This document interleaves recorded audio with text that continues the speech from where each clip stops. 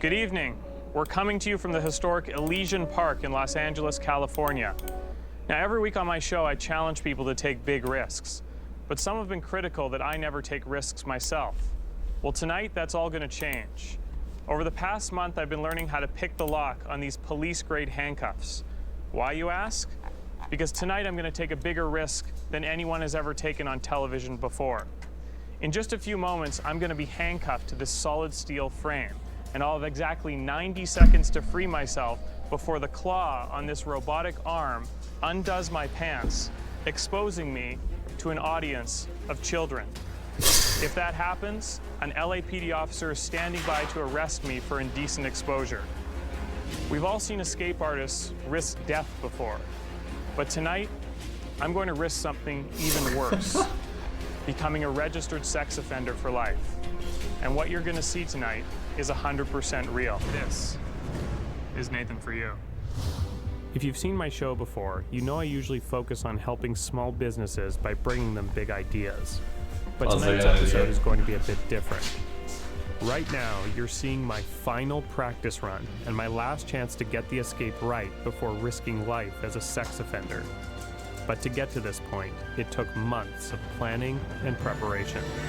I found an actual California judge that would agree to advise me on the escape on camera, the Honorable Anthony Filosa. So if I don't escape in 90 seconds, I'll be exposed to some people. What are some people? Just like adults or something? I don't know. Children, adults? Is children better? Interesting question. Both can be offended.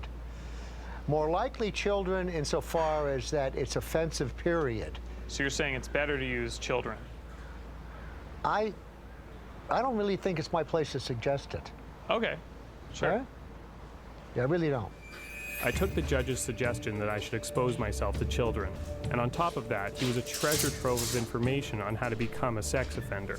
There would have to be the element of willfulness, proven. So would it help if right before I did it, I said, I'm doing this on purpose to expose myself? Well, you just abandon any precaution, you know, folks. Something can happen, you know, and if it does, so what? Something like that.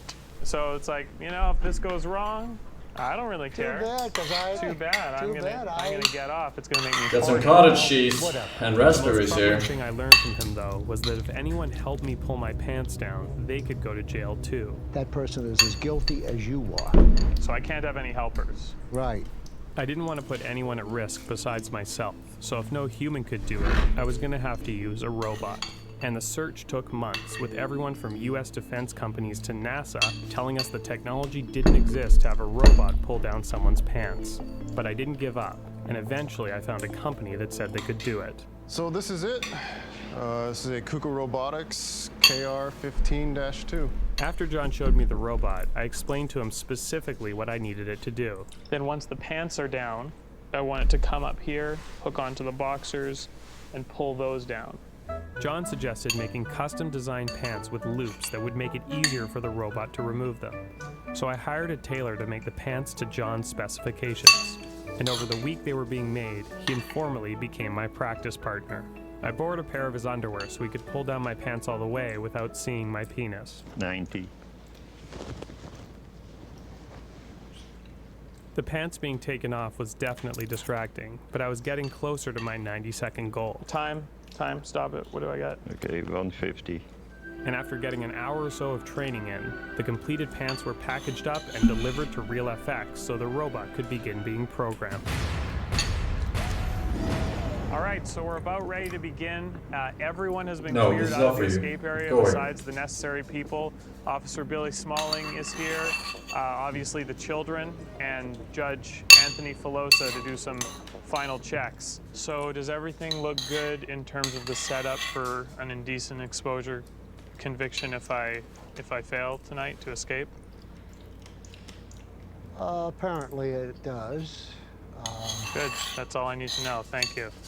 And now Nathan's stepping over to Officer Smalling, and he is going to go ahead and inspect those handcuffs and make sure they are up to standard. Double locked.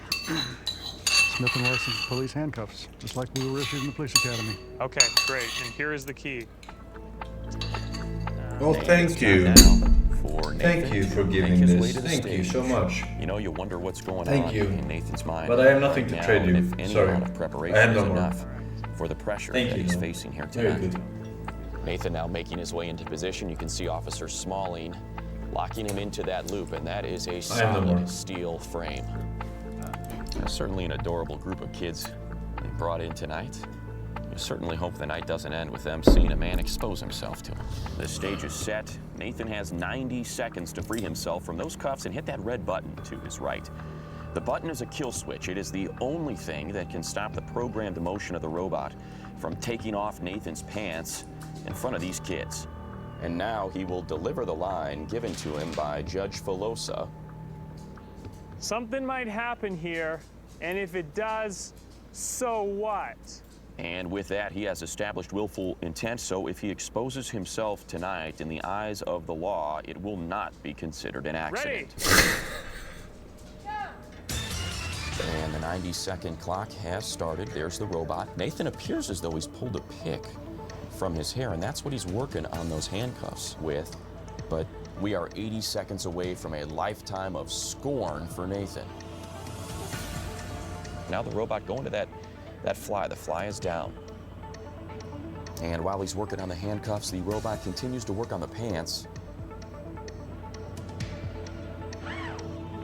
Loop on the button now undone. We're under 60 seconds, and the robot is almost halfway home. You see he's exposed a 5th loop on the underpants. The kids are laughing, but I can assure you, Nathan is not.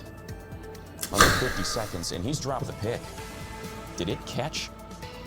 It looks like it's caught on his clothing, and now he's trying to retrieve it, and he's got it. Got it with his, what a close call as he retrieves the pick with his tongue. Had that fallen to the ground, it would have been all over. And next is going to be the loop on his right hip. This is getting tight here. The robot now has both pant legs down, is about to secure the loop on the underpants, and Nathan's still working on those cuffs. We are just 20 seconds away. Nathan working those handcuffs. It looks like with the pants down, the robot's going for that underwear loop. Nathan is not broken free. We're under 10 seconds. The robot is pulling down. We have just a couple seconds left. Oh no, we are seeing pubic hair, but he has escaped. Nathan Fielder has managed to escape and save himself from a lifetime of shame. Underneath this man's clothes is a huge gift from God. Can you guess? That's funny. That's funny. Funny. Well, good sketch. Surely sketch. You should watch the rehearsal. It's on HBO. This dude's show is very goog. Also the curse. You mean good. Alright. Okay. Wait. Oh, that was it. We're done with links. We are done with links, chat. No further links, Your Honor. No further links. If that ain't a speedrun, I don't know what is. Alright, we are in the middle of our 12-win run here, actually. We're definitely getting a 12-win today.